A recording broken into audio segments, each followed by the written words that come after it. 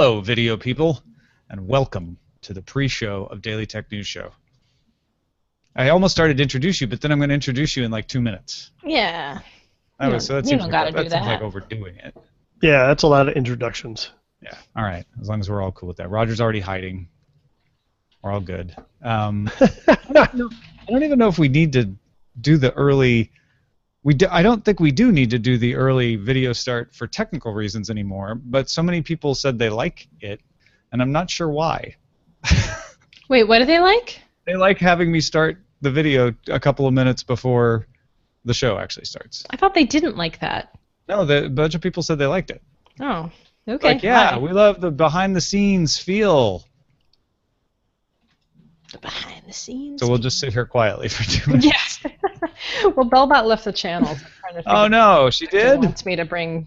They say they want me to bring Belmont back. So she just got tired. She was in like the middle of a conversation. She just took off. I think maybe it's something I think Strike It Rich has it. Belmont left to get macaroni salad.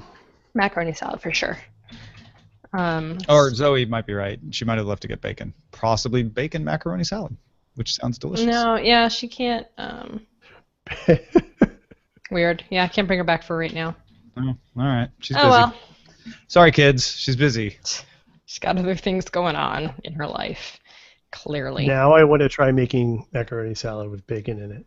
Right? Thank you, Tom. Sounds pretty good. That would be pretty delicious. You could even get Faco bits. Bacon bits are vegan. Yeah. Which is pretty amazing. And you could do a vegan macaroni. Well, yeah. No. How did they do that? I guess it's just like a smoky flavor. Yeah. All right, I'm ready to start the show. You now guys ready? I'm even more hungry, so great. Good. Let's hurry up and get the show. I'm gonna eat bacon bits. Here we go. Podcasts about technology in your daily lives from people who like to put pants on frogs and one guy with a trustworthy-looking beard. The Daily Tech News Show with Tom Merritt is brought to you by you and I at dailytechnewsshow.com/donate. This is the Daily Tech News for Monday, June 20th, 2016. I'm Tom Merritt. Joining me today, Veronica Belmont, host of Sword and Laser and regular Monday contributor, plus unleasher of bots upon the world. Hello, happy Monday. Hope all is well. Joining us today also to talk about home automation, particularly Apple's HomeKit and the new announcements around that, Richard Gunther, editor of the Digital Media Zone and host of Home On and Entertainment 2.0. How's it going, man? Good to have you back. Yeah, glad to be back. There's a lot of great stuff going on, so looking forward to getting into this. I think we were talking about before the show, a lot of people have heard of HomeKit, but may not know exactly what it does and what it means. So we're going to get a good explanation for folks about that. Also, Eurogamer's reporting sources say 4K PlayStation Neo will launch before the end of the year. Now, here are the rest of the top stories. Microsoft began publicizing its own lab tests of the effects of browser use on battery life in Windows 10. They detailed how they did the test. They showed videos of them. They pointed out the Wall Street Journal has had similar results, but it's not surprising that they're releasing these because Microsoft's Edge browser got 36 to 53% more battery life when compared to Chrome, Opera, and Firefox in normal browsing. And they did a power consumption rating that included like how much power did they draw from Wi-Fi, how much power from GPU. Microsoft Edge browser did 17 to 70% better than Chrome and Firefox in streaming video tests, which might be important for people with mobile devices. Microsoft promises even more battery improvements coming in the Windows 10 anniversary update due next month. Good news for them. I mean, if you're using Windows 10, specifically if you're using some kind of hybrid or tablet with Windows 10, this might sway you to want to use Edge and get a few more hours out of your battery life, right? Yeah, I mean, I don't often really think when I'm using a tablet about what browser I'm in. It's not that kind of experience for me. So if I have the option of picking something that's going to substantially save battery life when I'm on the go, obviously I'm going to prioritize that. Yeah, and Microsoft has not made as much headway as they thought they would in getting people to take Edge up in Windows 10. People are still using Chrome and Firefox in large majority, even on the Windows 10 platform. Yeah, primarily my main reason for continuing to use Chrome on my Windows 10 machine is just because I can sync my passwords and other kinds of data across browsers and across OSs. And for me, that's really great. I'm not going to install Edge or whatever on my my MacBook Pro. I'm happy with Chrome on that system, but I have used it occasionally on my Windows 10 gaming machine, and it's perfectly fine. Yeah, I use it on my gaming machine just as a kind of a browser that I don't need, for downloading stuff. And right. whatever. But yeah, if I need to get into accounts, I go to Chrome for the same reason, and that is the same reason that I don't use Safari on OS 10, and the same reason I use Chrome on Ubuntu is because it's got everything I need, whatever platform I'm on. It's good at that. Everywhere. Thursday, U.S. FCC Chairman Tom Wheeler released a proposal to kick off proceedings to identify high-band spectrum capable of delivering faster wireless data to be classified as 5G. Wheeler said if the proposal is approved, the U.S. would be, quote, the first country in the world to open up high-band spectrum for 5G networks and applications. The FCC won't define what 5G means, just open up the spectrum to be used by carriers and unlicensed spectrum to be used by anyone. Think Wi-Fi. The first 5G deployments are expected in 2020. Yeah, so this is an attempt to boost the U.S. A little bit by saying, hey, we're going to make the spectrum available for people who want to roll out 5G networks. But at this point, we still really don't know what 5G's specs are going to be. Yeah. And Japan and Korea are kind of leading the way in those kind of tests right now. So I'm not sure how significant this is, but it was an important step on the road. It feels to me kind of like spectrum squatting or like name squatting somehow, being like, we're going to be the first to deploy it.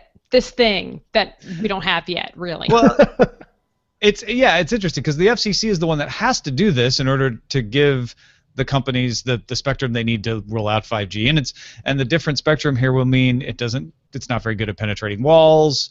You're seeing all of these things like Starry or Google's project to figure out ways to make good use of it. I'm not sure how useful it will be for in-home Wi-Fi. I mean, Richard, you must know how hard it is to deal with any kind of spectrum that won't go through walls.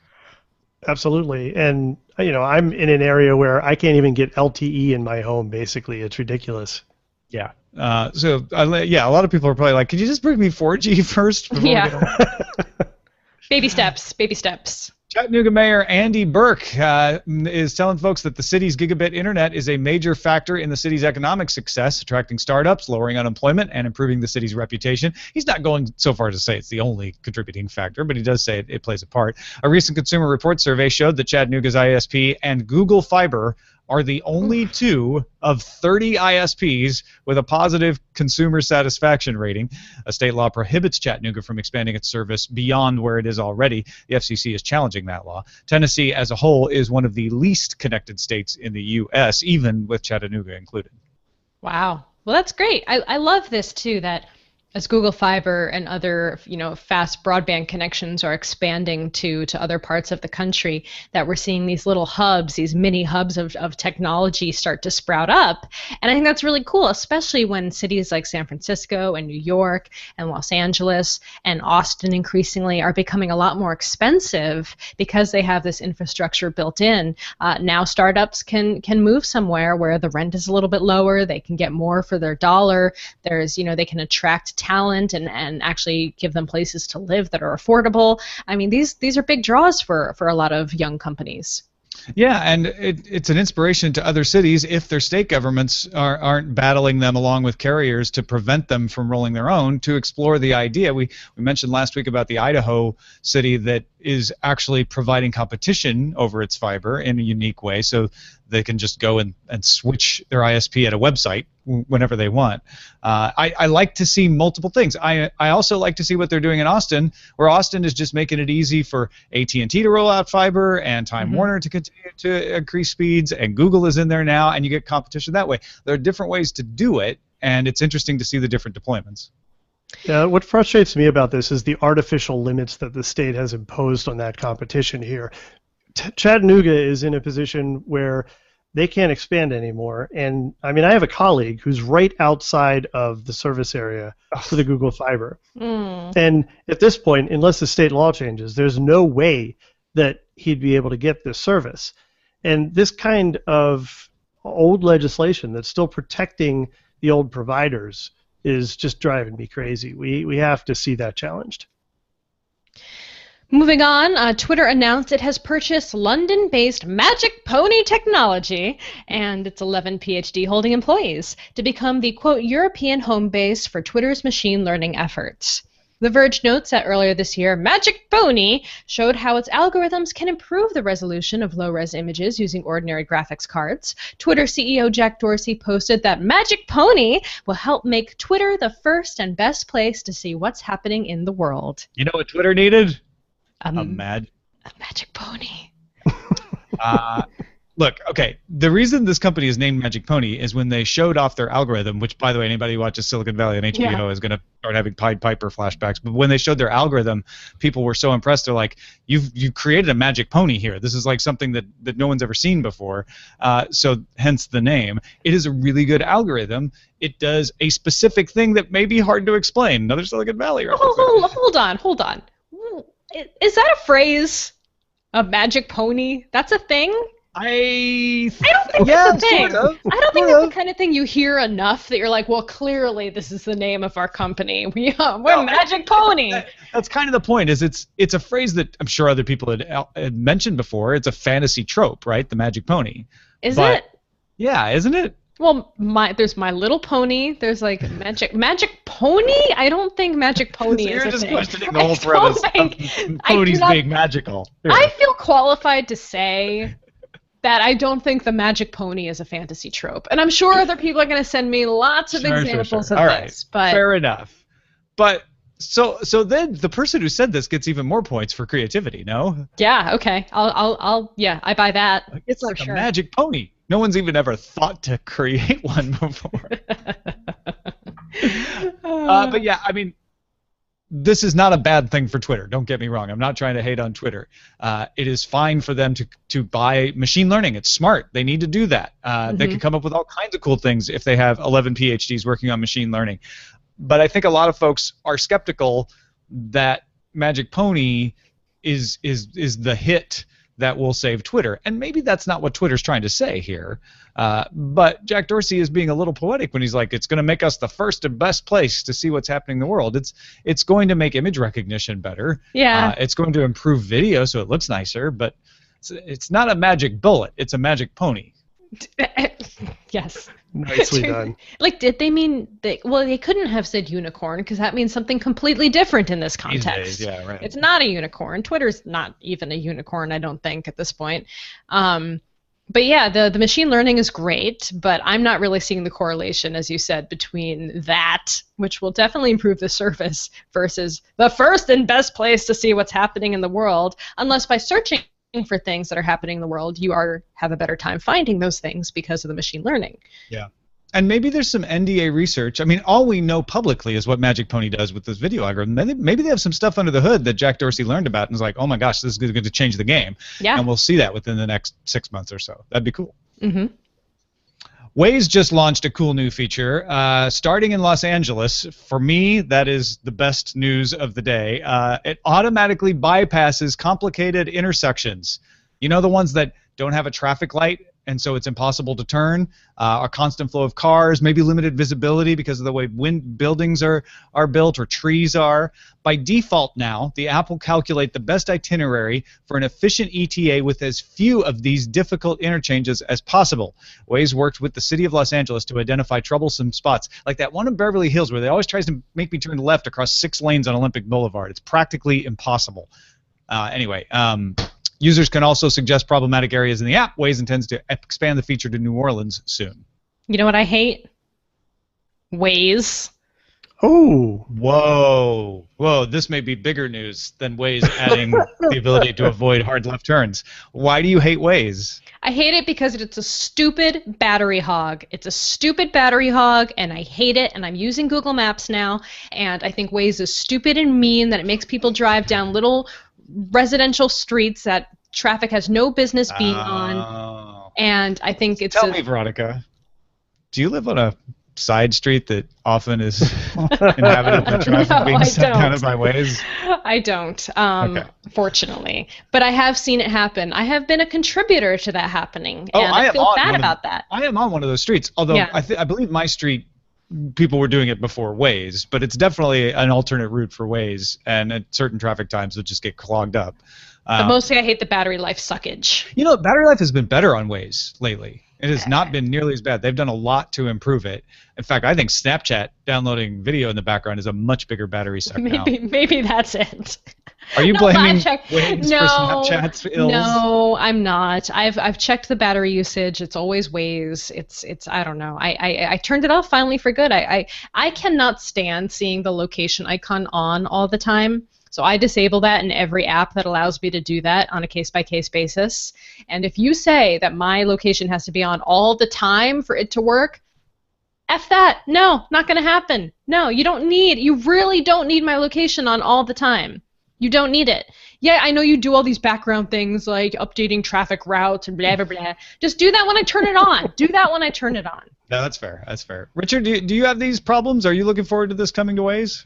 I think this is really interesting because what I think this does is it takes Waze into not just an area of optimizing your route, but optimizing things for possibly the better of the commuters at large. And I start to wonder if we're going to see more of that as we get automated vehicles out there eventually and more people using nav systems just as their regular way of driving. And we need to start looking at things not just in terms of what's my fastest way to get there, but what's the way that's going to optimize traffic patterns at large. Yeah, and maybe this is the next step, Veronica, to them saying we'll now also mark, residential streets that have lots of speed bumps and shouldn't be driven through, stuff like that. Yeah, well, they should do that, and people have been forced to try to hack the system in order to. That was a plug for Brian's show. They've been forced to go into Waze and say there's construction on a street or using other methods to try to keep cars off of it, and then Waze goes back in and fixes it, and it's this battle. But I do agree, if we have automated cars that are doing this automatically and using their own GD power to run the app, then fine, they can do that. But I need my phone for other things. Fair enough. I will agree to disagree with you because Waze is my savior, and I couldn't get around it. You taught me Waze, and I appreciate that. You taught me the way of Waze. Always trust in Waze. Back in the days. You want to tell us about Netflix? Yeah, I will. The New York Times has an in-depth piece by Joe Nocera about Netflix. It goes through much of the history of how Netflix works, its corporate culture, and focuses on how Netflix can survive in a world of competitors like Amazon, Hulu, and even the slowly adapting broadcast and cable networks. Nocera points out that Netflix has a negative cash flow of $1 billion, and its annual revenue of $6.8 billion still pales next to the $28 billion of Time Warner and of 21st Century Fox. Hastings is confident, though, saying, quote, all TV will move to the internet and linear TV will cease to be relevant over the next 20 years like fixed line telephones. I think even sooner, personally. I think in the next 5 years TV is going to be on the way out. Well, and I love his analogy of fixed line telephones because we still have fixed line telephones, but certain generations now don't ever think about them. Exactly. And I think that's the way linear cable will go. Like, there'll still be people 20 years from now who have cable, right? But it'll be a diminishing percentage. Yeah, I think that's exactly right. There is this generation of people like me who, despite all of the streaming services that I use and subscribing to this cord-killing mentality, I still want all of the channels. I still want all of the stuff. And so I'm still perfectly happy paying for linear television if it's delivering me content that I like. And I probably will continue to do that because I'm of the older generation. And that's fine. I don't think Reed Hastings is upset about that. What is interesting, though, is I've seen this in multiple places now where the conventional wisdom is that Netflix is in a transition period where it can't just get by on being first anymore. Because there are Amazons out there and Hulus making all of these deals, Netflix has got to start showing a profit pretty soon and some stability. I feel like they've still got runway, especially because of the expansion to 190 countries. And their long game was to create a backlog of their own originals such that, like HBO, you'd want to subscribe to them to get not only their new stuff, but watch the old stuff too. I was fighting with people about Waze in the chat room. Well, do you have anything else to say about the Netflix then? Let it go, Veronica, let it go. Never, I'll never let it go. You can't make me let it go. Were you having a libertarian argument about the right to drive down streets with someone? Yes. Yeah, okay. Can see, that's the internet. What do you expect? Reacting to a video of Tesla Model S floating through a flooded tunnel in Almaty, Kazakhstan, Tesla CEO Elon Musk confirmed that the Tesla Model S does float well enough to turn into a boat, quote, for short periods of time with, quote, thrust via wheel rotation, end quote. Still, Tesla definitely doesn't recommend using your Model S as a boat. This was one of those things where, like, I saw Elon Musk say this, and in my mind, my brain is saying, somewhere there is a PR guy for Tesla being like, who is letting him say this stuff? Don't let him say that, because someone's going to try to turn it into a boat. Just to test it out. Someone's going to die, and then it's going to be on us. Well, Elon very much said, we don't recommend you using it as a boat, but hey, it totally works like a boat. Don't not do that. Man. Oh, that cracks me up. I mean, I love this guy. I mean, what are you gonna tell the guy? Like, don't acknowledge the fact that our car totally can work like a boat? There's video. I mean, it's from Kazakhstan, but I think it's real. This episode is definitely Bodie McTesla. Thank you, Steve-O. Bodie McTesla, we salute you. Bodie McTesla face. Isn't that more appropriate? Do you have, Veronica, access to a Model S and a person who drives it that would be willing to float it? We're not making the Model S. We're not making Volti a boat. Sorry. See, I know that Veronica has a Model S. So. But I mean, just saying, aren't you tempted just a little? No. No, Tom. Not tempted to float the Tesla Model S. All right. Well, at least you know now. At least I know now. If you were in a position where you were trapped and you had to cross water to not be trapped, that you could potentially get across it. Yeah, well, because it won't get flooded out like an internal combustion engine. That's part of it. But it's also the seals are good. They have the whole bioweapons mode or whatever that can keep yourself sealed in well for that. So it works for water too. I want to know what he's going to just pull out of his sleeve next. Like, what else do these things just do automatically and were designed to do that we still don't know? Oh, mention it's a spaceship too? Because, I mean, you shouldn't use it as a spaceship, but you could totally use it as a spaceship. Yeah, the next SpaceX rocket will just have a Tesla at the top instead of a Dragon capsule. Yes, we're almost there. Thanks to everybody who participates in our subreddit. Submit stories and vote on them at dailytechnewsshow.reddit.com. TM204 was in there today. T-Glass 1976, Trillion Lover, Loki Robert, Abituela Condolce, and more. Steve I.O. in there. Everybody get in the subreddit. Help us make a better show at dailytechnewsshow.reddit.com. And that is a look at the top stories. All right, let's talk about HomeKit. We got a lot of news about it at WWDC, but let's start off with the basics, Richard. What is Apple's HomeKit? Yeah, so there's been a lot of talk about HomeKit by people in the industry, but not a whole lot of talk about HomeKit by Apple. And so seeing it at WWDC was a big boon and kind of a reinforcement that they are really behind this. So HomeKit is essentially Apple's framework that would allow you to manage connected devices in your home using your Apple devices, like your phone, your tablet, your watch, your TV. So by a connected device, I mean things like locks and things like lighting and things like thermostats. All of these connected devices that you can buy today. In fact, you could go to a Best Buy or maybe to a Home Depot and find things like the Ecobee lock that is HomeKit compatible, and the Hue lights, which are now HomeKit compatible, and the August lock. Did I say Ecobee lock? I think I meant Ecobee thermostat, and hopefully people knew what I meant. In any event, these products are already able to work together with Apple's HomeKit, but Apple really hasn't done a whole lot to promote it. It's just that you might buy this box and it has this little Works with HomeKit badge on it. And if you don't really know what that means, you might not necessarily know what you can do with it. It means you can do things like use Siri to control those devices. But more importantly, it means that you can do things to help those devices work well together. So for example, if you end up unlocking your door, then maybe automatically the lights come on. Or if it, and this is an example that I have in my home actually, if it's too hot in one room, then maybe the blinds go down automatically to block out the sun. So HomeKit's capable of doing all of this stuff. And so like recipes, kind of. Like recipes, but highly complex. Like HomeKit is designed to support highly complex logic that would allow you to do really cool things in your home way beyond what something like, say, IFTTT can do.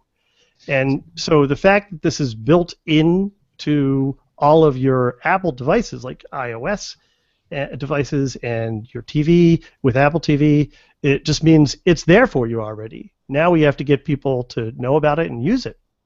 But you can't use it on Android, can't use it on Windows, can't even use it on OS X, right? It's just iOS devices plus the Apple TV. That's true. Now, that doesn't mean that these devices don't work with your Android or your Windows devices. In other words, you might buy the Ecobee lock and just go onto your Android phone and use the app that they provided. But it means that Android phones and Windows users can't take advantage of some of the integration capabilities that HomeKit offers. They would have to use somebody else's, and there are other home integration platforms. This is the thing that kind of bumps me out, because I feel like increasingly with things like HomeKit and now increasingly with devices like whatever device, physical hardware device Apple will eventually make versus Google Home versus Alexa and Echo, we're getting siloed into these different systems where things don't interoperate. And to me, that's one of the downsides. It is a downside. We have, and you've said this yourself on this show, Tom, too many standards out there. And right now we're seeing the big company names get into this, like Google and Amazon and even Microsoft. And now Apple has the muscle to kind of get the vendors that they need behind them to support this. And I think one of the things that's been challenging the industry is that there are so many standards. If you're a startup or if you're a product company, how do you know who to support? Where do you put your money? You only have so much money to build this product. Everything you integrate with is going to cost some time and money. How do you know who to go with? And right now, Apple has a great advantage because people with Apple devices will just inherently be able to use this stuff now. So this is what's really confusing for a lot of people. There are the platforms like HomeKit or Google or Amazon Echo. Then there are the systems like Revolve used to be, or SmartThings, or Zigbee. And then Zigbee's not actually a system. Zigbee is a protocol for connection. And then there's Nest, which is both a platform, but also has its own way of connecting, but also works with some of the other ways of connecting, like Zigbee. So just to keep it simple, let's stay in the HomeKit universe. What does it work with? How do you know how to navigate this nest of varying labels out there? Well, and that's the thing that's been really challenging recently. So that's why it's so exciting to see that Apple's actually going to make more noise about this and help people out. And the way that they've implemented this HomeKit solution is with an update to iOS 10. That's why they were talking about it at WWDC. So if you have HomeKit devices, or you're interested in getting some devices and getting them to work together, now iOS 10 is not only going to do everything else that you could do with HomeKit, but it's going to add support for new types of devices. It's also going to build the control of this stuff right into your phone. Like, there's going to be an app on your phone called Home for controlling your home. And that is huge. That's a big stake in the ground from Apple. No other manufacturer of platforms is doing that yet. Not Google, not even Samsung. So this gives a common interface to all of the devices that are compatible with HomeKit built into every iOS device. And I think that's going to make things really easy to use. And so you could still buy like a Schlage lock off the shelf that's for home automation. You just have to make sure it's got the little HomeKit compatibility on it, right? When you're buying stuff. Exactly. And also, this doesn't mean that you can't continue to use the Schlage app that came with that lock if you really like that for some reason. But if you want to be able to just go to one place and control all this stuff in your home, now there's going to be a place for it on every iOS device. And they're so smart about this, it blew my mind. They're even including it in Control Center. And that is huge because Control Center is the coveted real estate in iOS. And you have to imagine the different departments that are working on different projects in Apple are all kind of vying to potentially be on that space. I mean, I think you've even talked about how you wish you could just change out which icons are pre-selected in that dock so you could decide which 4 apps are the most important thing for you to get to all the time. But Apple has complete control over that, and they've dedicated a whole panel in the new multi-panel control center for home control. Are they winners and losers there, though? Because if so this all sounds very convenient from the control standpoint, but not every single item out there is compatible with HomeKit, or is it? Is it that easy that anybody can do it? Every item is not compatible with HomeKit. Obviously, this is something that people have to opt into, and there's a cost in doing that. You have to have specific chip hardware in your device to ensure the security that Apple wants to have in this system. But we're seeing some of the most popular device products now on the slide that shows all the logos of companies that are going to be supporting HomeKit coming up.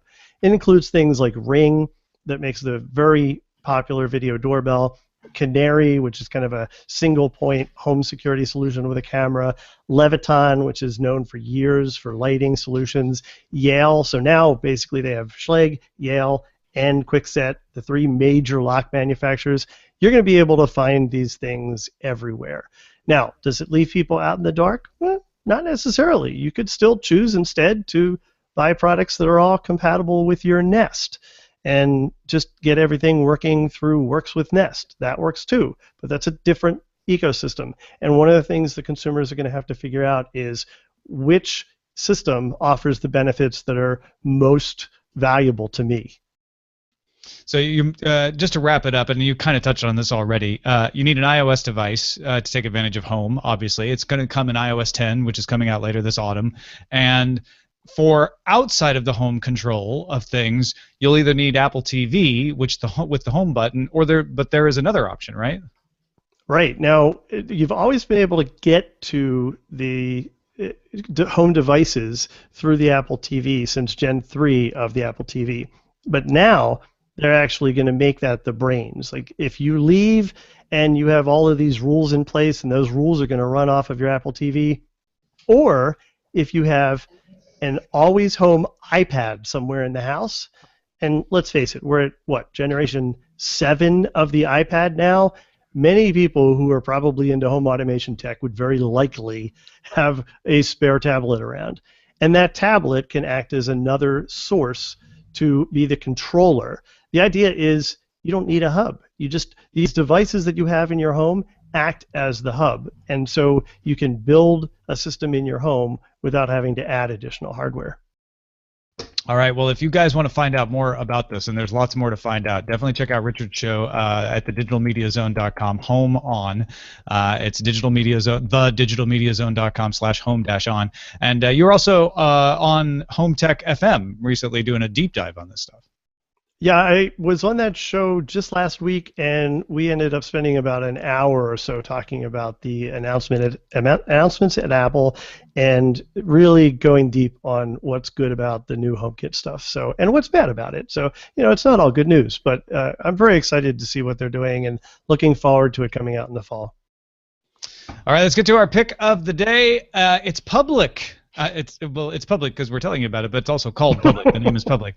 Variety wrote up Public, an app that broadcasts text chats about various topics. So if you've heard of Talk Show, it's similar to that. Public lets a few people chat about a topic while others can follow that. So you watch them have their chat, and then you can make comments in a separate channel. So we used it as a live blog during WWDC at Daily Tech News Show, embedded it on the website so people could see it. There, you also have ongoing chats. Veronica is an advisor of the product and consultant for the company and participates in the Game of Thrones chat. I was seeing notifications from her yesterday when I hadn't watched Game of Thrones yet, and thank you for not being spoilery in your chats. You also participate in my wife's Korean beauty chat in there as well. Yeah, it's a fun app. I think the live blogging aspect is going to be really awesome for us in the future, and also doing stuff like around TV shows or fandoms or places where we can all kind of jump in and talk about stuff that we're passionate about. And if you contribute good stuff in the comments, you can get brought into the main chat sometimes too. We've been doing that a lot with our skincare chat with Eileen. It's been a lot of fun. And if you remember Boxy, the Boxy box, the streaming video box that Samsung bought, Avner Ronan, who founded Boxy, is the founder of Public as well. So go check it out, public.chat. Is that right? Yes. If you go to public.chat/Daily Tech News Show, you can see what we've been doing in there so far for your show. Yep. Send your pics to us, folks. Feedback at dailytechnewsshow.com, and you can find more pics at dailytechnewsshow.com/pics. One message of the day from Daniel in newly transplanted St. Louis. I believe he's newly transplanted to St. Louis. I don't believe they've moved to St. Louis. Might be wrong about that. Daniel says, it appears I'm late to the party, but I just discovered that Amazon Cloud Drive offers unlimited storage. However, the push-pull nature of the native desktop app feels clumsy or inefficient at best. So, want to put out a call to the DTNS audience for a desktop app that will make Amazon Cloud Drive feel like Dropbox or Google Drive. There are definitely open source products that do this sort of thing. He's like, I've played with Arc, GoodSync, ODrive. Too complicated for him.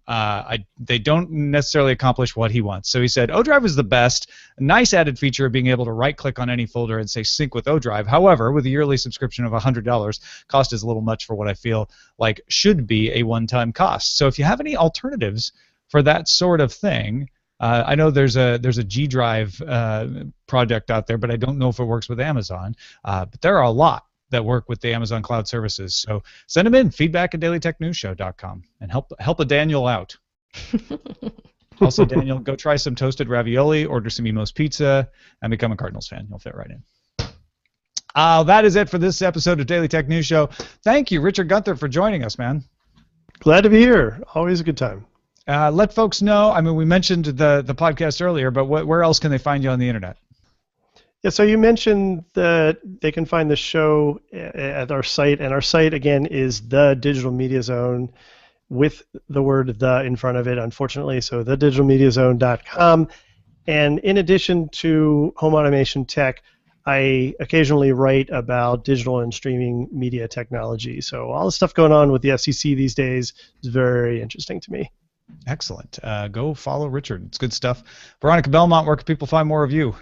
At Veronica on Twitter, about.me/Veronica. And if you want to talk about bots, come over to botmakers.org and join up in the Slack. Chit chat. And also, Sword and Laser tomorrow, new Sword and Laser episode tomorrow. We're also going to be interviewing Fran Wild, who was the author of this month's book pick, Updraft. Yeah, about a city that has bones and grows, and yes, people fly around like birds. It's very cool. Pretty awesome story. I'm loving it. Hey, folks. Best thing you can do to support Daily Tech News Show is convince someone else to listen or watch Daily Tech News Show. But we exist entirely on your contributions. So dailytechnewsshow.com/support will tell you all the ways to support us.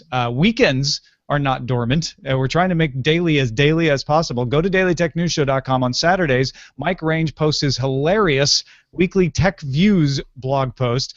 He wraps up the news of the week in one hilarious package. He's even got an ebook that wrapped up all of 2015 called The Internet is Like a Snowblower, and he just dropped the price on that to $1.99. So check out his post to get a link to that, or just look for it on Amazon. And every other Sunday is day 6 of DTNS with Peter Wells from Australia.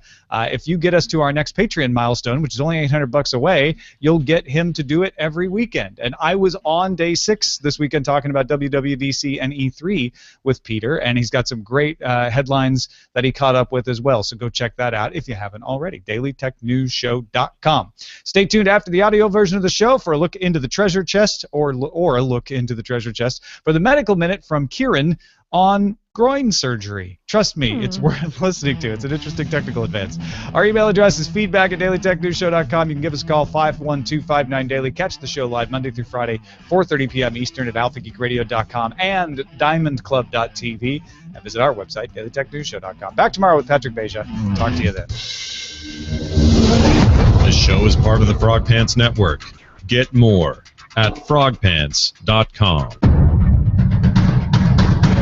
Diamond Club hopes you have enjoyed this program.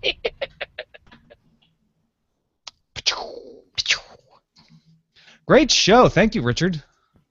Yeah, thank you. Thank you. I'm glad that we had a chance to do this. Yeah. And it seems like there's things heating up now, so I'm sure there will be lots more smart home news coming up. Yeah, I have a feeling we're gonna get a lot more from all those people we were talking about who are fighting to become the platform. It kind of crystallized to me while we were talking that the people who compete in that HomeKit space are going to be that's where the most competition is going to come next. It's like, I want to be the one that ties all your devices together. Yeah. So Nest had made a big move there before, and Apple now, and who knows? We'll see. I'm hedging my bets. I have a little bit of everything. Yeah. And Veronica, you've talked on the show before that you have some devices in your home, don't you? Yeah, we do. We have Nest, we have Nest Cam, we have August Lock, we have a couple of Wemo switches. What else do we have? We have a connected garage door. Oh, nice. It's a piece of junk. Oh, I hate when stuff is stunk. Yeah. I think that's everything. Yeah, I think that's pretty much everything. Pull anything together? Like, did you use anything to pull it all together, or is it kind of all just it's all its own apps? Yeah. A big old mess. Mm-hmm. Yeah, that's the challenge of it. Well, because we have the Nest thermostat and the Nest camera, so they're on the Nest side of things. But otherwise, yeah, everything's in its own little realm. The Nest Cam creeps me out a little bit. It's fine. It's not that great. Drop Cam was better. It's not good enough to creep you out. Yeah. If it was a lot better, it'd probably be a lot creepier. So yeah, that's true. It was my brother-in-law. I guess he's brother-in-law. What is your sister-in-law's husband? He's just a brother-in-law still, right?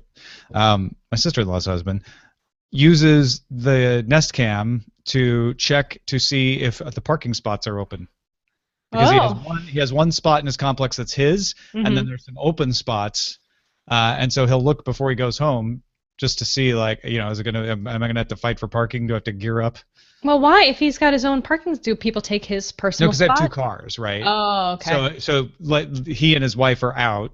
They'll have one car parked in their reserved spot, or maybe she gets home before him or something. Because you're right, it makes more sense that they go take one of the visitor spots. But he looked before we came home to see, like, hey, is one of those visitor spots open up? That's smart. Yeah, that's a good one. That is clever. I know a lot of people who have cams and have pointed them outside for either exterior security, and it's just sitting on a windowsill, or, like you said, parking or something like that. Yeah, ours is for security. We have it pointed outwards at the front of the house. That's much less creepy. Just plugged into the outlet, pointing out the window at the parking spaces, so it kind of doubles for security too. Yeah. And our neighborhood is trying to get basically the neighborhood blanketed with webcams, because there's been so much crime that the cops actually have a list of who has a webcam facing the street where. Wow. It's like you basically sign up and say, I've got a webcam. It faces the street. I can see from this house to this house. And so if there's a criminal act, they can ping you and say like, hey, do you have footage from 7 o'clock this morning from your webcam? How much do you save? What? How much of a time period is saved? Oh, I don't know. Nest Cam goes back pretty far. Veronica thought you meant there was an implied discount somehow. Yeah, I was like, what? Wait, no. I was like, I don't understand the context of this question. I get a tax break. Yeah. Well, since that's Yeah, I think it's a couple days worth of buffer on there. Show titles. I was going to go with Internet of Too Many Things. It's pretty good. Where is it on the list? I don't see it on the list. Oh, there it is. Showbot Number Yep. Number 3. 3. I like all 3 I'm happy with. I know Bodie McTesla face is what we talked about. Oh, that's right, yeah. I could be overruled. This is your last chance, though. I'm about to export.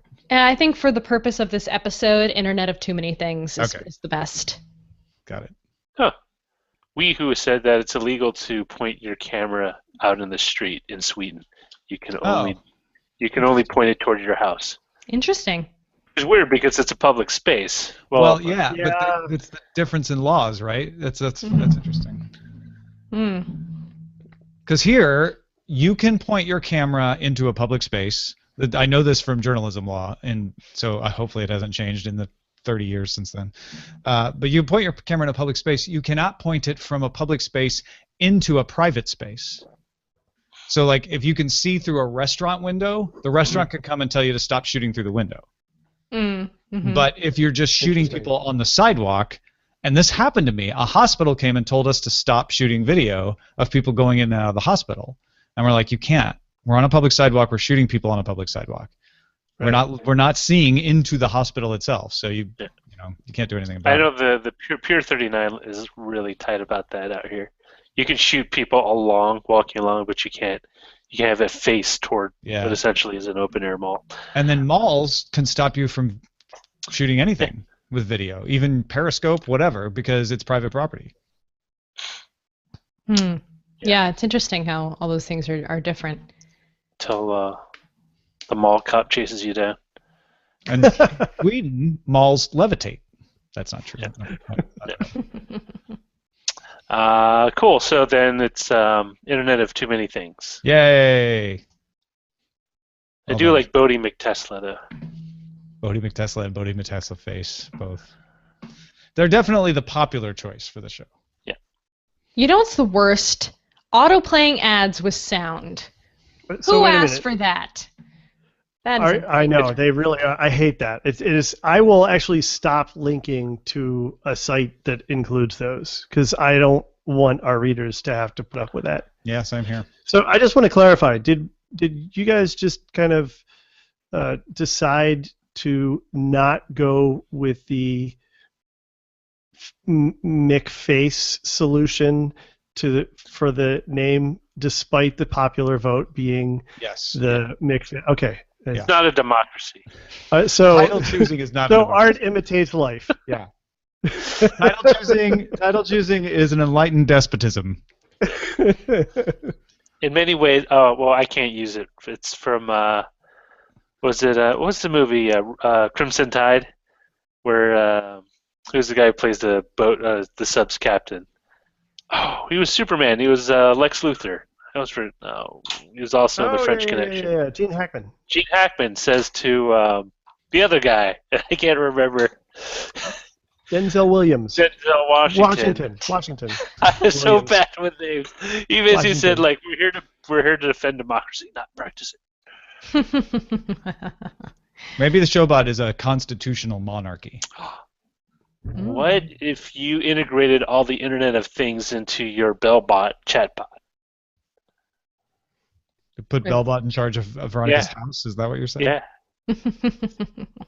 So it's funny that you say that. I don't know if you've ever heard of this company called Thington out of San Francisco. Yeah, I'm friends with with at least one of the founders. Yeah. Oh, awesome. Mm-hmm. And it's not friends with the other one though. I don't know him as well. But I mean, don't know Tom as well as I know Matt. Matt Okay. and her play bridge, have bridge night. Yeah. Oh, okay. All right. Well, I know Tom, and he like his whole thing basically is they're trying to create a more conversational experience with your home. So their app essentially acts. They say it acts as like a digital concierge, but in fact, it's like you're having a chat stream with this bot that controls your home. It's kind of clever. Yeah. That sounds like an awesome opportunity to do a remake of the Amityville Horror, crossed over with that 70s cult movie classic Demon Seed. Well, we could do that. We could actually probably do that on site because I think that house is for sale again. Because seriously, who would live there? It's haunted with technology. Actually, it would So be a now we great can automate footage. it. Price per square foot is amazing. Oh my god. Uh, Yeah, they were just at Botness last week talking about Thington. Talking about. so it's a bringing- conversational interface for the Internet of Things. Yeah. Plus Uber, Sure. somehow. Oh, maybe. Yeah, it well, could be- plus your community, so it incorporates other aspects of your community, and like it'll include local weather and transportation. Oh, looking that at kind of Ubers, community. one Okay. of- I was yeah. like, I don't want the chat room controlling my lights. Well, no. However, it uses it basically uses your collection of friends in Twitter as and eventually Facebook too, as contacts that you could, like, if someone walks into your home, it recognizes that, oh, this person you know is here. Do you want to give them access to like control stuff? Right. It's kind of cool. Yeah, I like that. What if it says, "I'm sorry, Veronica, I can't do that"? Or like I have to go drop off some clothes at a girlfriend's house like later this week, and she's like, "Oh, do you want the garage code?" But it would be nice if they could just say, "Oh, give Veronica access to the garage opener for the next 24 hours." Would it Right. be voice Yeah. or like I? We'd have the app. Yeah, right now the it's app through would an app. recognize you. Yeah. Right now it's through an app, and so it's a text conversation stream, but I mean since we're starting to see Siri open up at some point in time, I imagine that we could have products do that. I mean, heck, that's something Amazon could do more of. I love what Amazon's actually doing with the Echo and connecting. I have one of those in the house too, and The slow boil. I was it. Yeah. Well, and I mean, they've admitted that, hey, we're just starting. Like we're in the crawling phase. There's so much more to do. It's true. Well, and what's great is like I got an Echo just to play with it. Kept using it for shopping list and music and the BBC World Service. You know, just a smattering of things, but it kept me using it. And then suddenly I'm like, oh, I could put my LifeX bulbs on there. Well, that's kind of cool. Oh, I can integrate it with the Nest. Well, that's really interesting. Mhm. Like, you know, and before I know it, I've started developing a hub without. Whereas if the Amazon had come out with a hub, I probably wouldn't have bothered with it. Right, and now it's useful. Yeah, I'm bummed. I started using Ryan brought the Echo back to his office so they could use it for stuff, and I got the Dot, and the Dot is not as good. Like she does not hear Really? half as well as the Echo did. Wow. And the My responsiveness Dot's has gone way down. connectivity is not consistent. Yeah. Have you noticed that? Like Ryan almost burned part of dinner last night because he thought he set a timer on the Dot and it just didn't recognize it and didn't do it. Yeah. And we were too busy to hear for the callback. So it's I kind of want I miss the old one. I want it back and he won't give it to me. You know you could buy That's one. actually It's expensive. that's actually my favorite use of the Echo is as a timer. I Mhm. don't know how many times I burn things because I forget about them, Yep. and so Yeah. I set up the timer. and you Multiple can use- timers.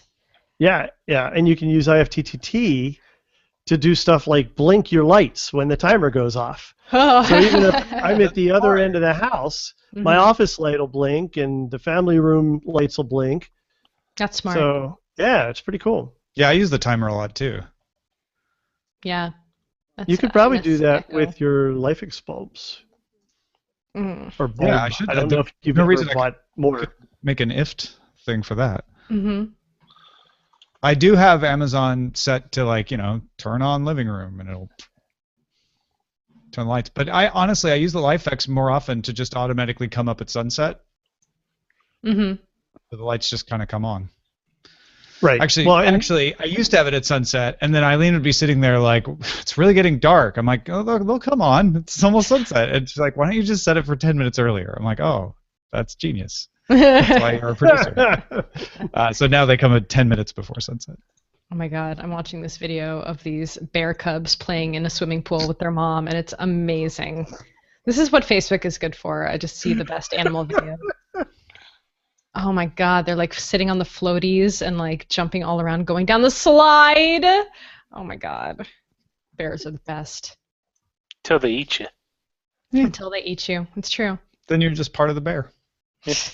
And Part of then the you'll fun. find out once and for all, do bears go in the woods? Yeah. Yeah, they do. Yes, and it will be you. Yeah. It's so funny because I was telling Jen It's that's not why funny. they have bears for that Charmin commercial.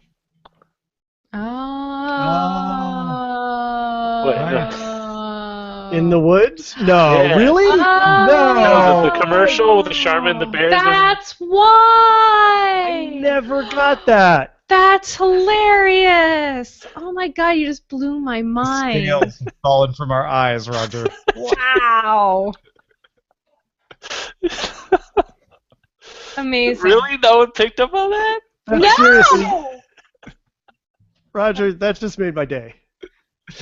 I feel like our work here is done. Thank you, Roger. Amazing. And actually, the episode is posted too. So Okay. thanks On everybody that for note- watching. We'll see you tomorrow.